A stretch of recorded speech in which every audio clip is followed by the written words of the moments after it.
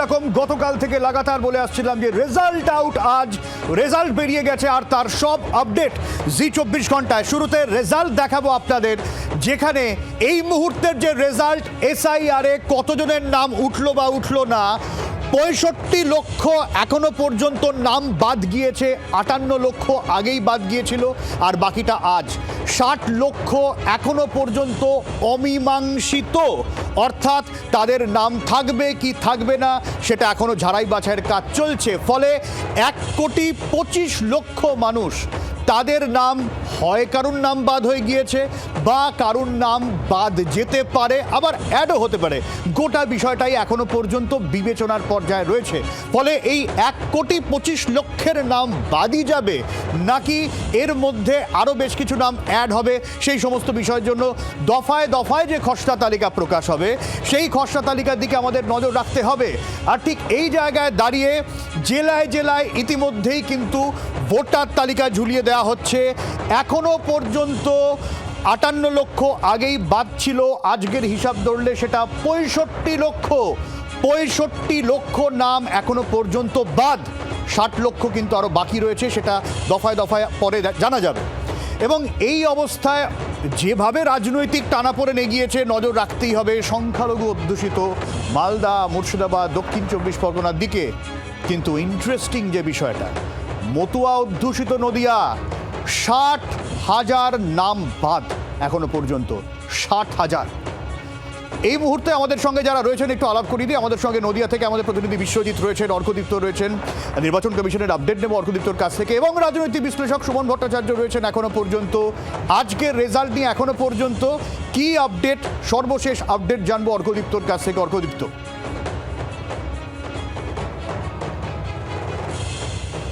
সমস্যাটি দেখো, যেমনটা তুমিও বলছিলে, 58 লক্ষ নাম আমরা জানি প্রাথমিকভাবে খসড়া ভোটার তালিকা থেকে বাদ পড়েছিল, এবং এখনো পর্যন্ত কমিশন সূত্রে যেটা জানা যাচ্ছে যে আরও 7 লক্ষ লোকের নাম বাদ পড়তে চলেছে আজকে। এখনো পর্যন্ত কনসলিডেটেড রিপোর্ট দেওয়া হয়নি বা কনসলিডেটেড যে তালিকা সেটা দেওয়া হয়নি কমিশনের তরফ থেকে। আর কিছুক্ষণের মধ্যেই হয়তো সেটা পাবলিশ করা হবে অনলাইনে সাধারণ মানুষের জন্য। তবে জানা যাচ্ছে 7 লক্ষ নাম, অর্থাৎ টোটাল ফিগারটা 65 লাখ বা 66 লাখের কাছাকাছি গিয়ে আজকে দাঁড়াবে। তবে যে কথাটা তুমিও বললে, এখনো 60 লক্ষের বেশি নাম তারা কিন্তু আন্ডার অ্যাডজুডিকেশন রয়েছেন, তাদের নামের পাশে আজকে আন্ডার অ্যাডজুডিকেশন থাকবে। এবার তাদের নামের সাথে কি হবে, তাদের নথি নিষ্পত্তি করছেন এই জুডিশিয়াল অফিসাররা, সেটা সাপ্লিমেন্টারি লিস্টে বেরোলেই জানা যাবে। সেটা মোস্ট লাইকলি খুব সম্ভবত মার্চ মাসের দ্বিতীয় সপ্তাহ নাগাদ আসবে, সেখানে পরিষ্কার হবে চিত্রটা। তবে এই 60 লক্ষ নামের সকলেই বাদ যাবেন, কিছু বাদ যাবেন নাকি অধিকাংশই বাদ যাবেন, সিংহভাগ বাদ যাবেন, সেটা সময় বলবে। তবে আজকে একটা বিষয় ক্লিয়ার করতে চাইবো, এই যে মার্চ মাসের যে নেক্সট তুমি তালিকার প্রকাশের কথা বলছো, এতে কি 60 লক্ষেরই হিসাব হওয়ার সম্ভাবনা আছে নাকি আরো কিছু বাকি থেকে যেতে পারে, সবার গোটা বিষয়টা পর্যালোচনা করা নাও হতে পারে? না, একেবারেই না, শুধুমাত্র 60 লক্ষেরই হিসেব আবার আসবে। আজকে যে তালিকা বেরিয়ে যাবে, এই 60 লক্ষ বাদ দিয়ে বাকি সকলের ফাইনাল ডিসিশন বা ফাইনাল কি তাদের কি ভাগ্যে রয়েছে, তাদের ভাগ্য নির্ধারণ কিন্তু আজকেই কমপ্লিট হয়ে যাবে। শুধুমাত্র যে 60,06,000 মতো মানুষ যারা আন্ডার অ্যাডজুডিকেশন রয়েছেন, যাদের নথি নিষ্পত্তি করছেন এই জুডিশিয়াল অফিসাররা, তারাই শুধুমাত্র বাকি থাকবেন। তাদেরই কি রয়েছে ভাগ্যে সেটা জানা যাবে এই সাপ্লিমেন্টারি লিস্ট থেকে। সেটার জন্য আমাদের আরো কিছুদিন অপেক্ষা করতে হবে। আজকে বিকেলের মধ্যে কিন্তু বাকি সকলের ভাগ্য নির্ধারণ হয়ে যাবে। যদি একটু সংখ্যার হিসেবে বলি সব্যসাচী, 7,66,00,000 প্রাইমারিলি আমরা শুরু করেছিলাম ভোটার তালিকা অক্টোবরের 27 তারিখে যখন এসআইআর ঘোষণা হয়। সেখান থেকে 58 লক্ষ বাদ যায়, 7,08,00,000-এ আসে।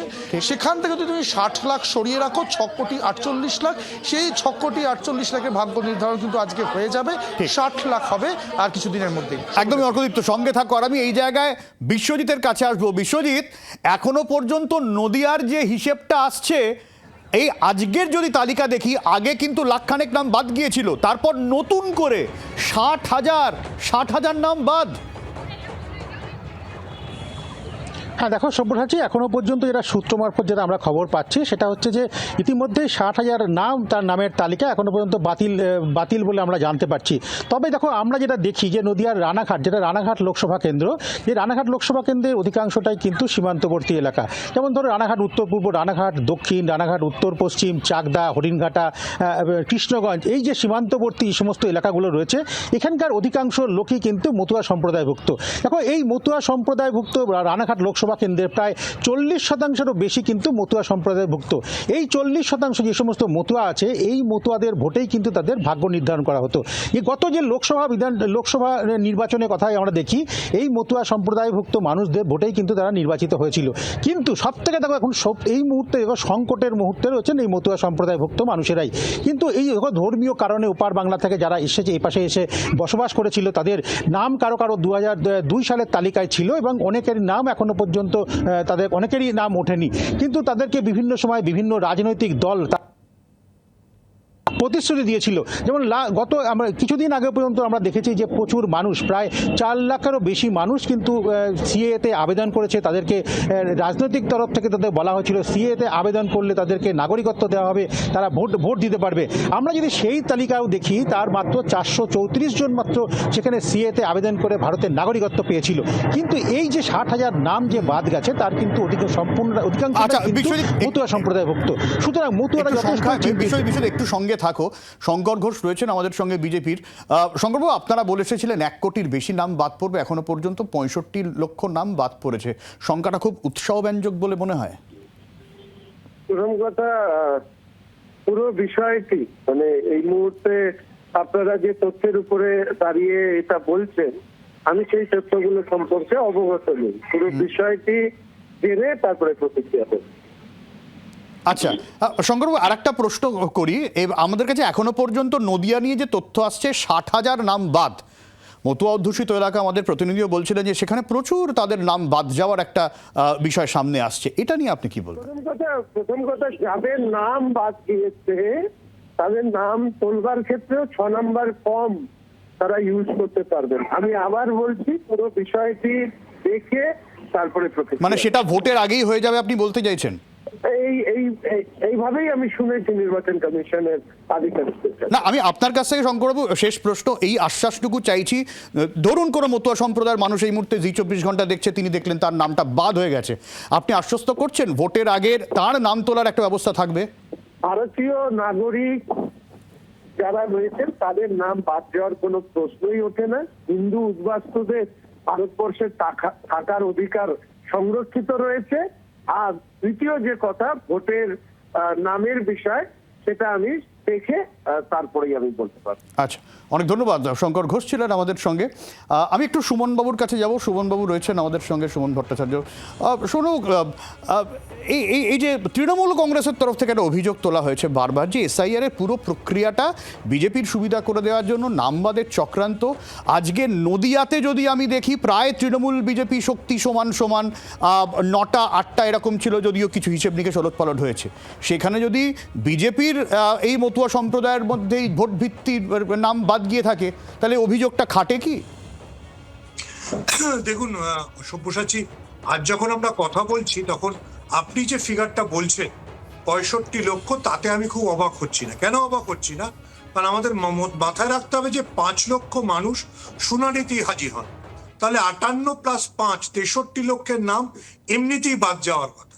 কিন্তু যেটা আপনি ইম্পর্টেন্ট বললেন যে নদিয়ায় তাহলে 1,60,000 মানুষের নাম বাদ যাচ্ছে, এবং যে বাদ যাওয়ার বিষয় বিজেপির অন্যতম রাজ্যের মুখ এবং বিধানসভায় বিজেপির পরিষদীয় দলের মুখ্য সচেতক শঙ্কর ঘোষ আপনাকে কোনো সদুত্তর দিতে পারলেন না। কেন আমি সদুত্তর দিতে পারলেন না এই শব্দটার উপর জোর দিচ্ছি। দেখুন, যেটা আপনাদের প্রতিনিধি বলছিলেন, এই মতুয়াদের ভোটে মতুয়াগড়ে বিজেপির অভাবনীয় নির্বাচনী সাফল্য এসছে।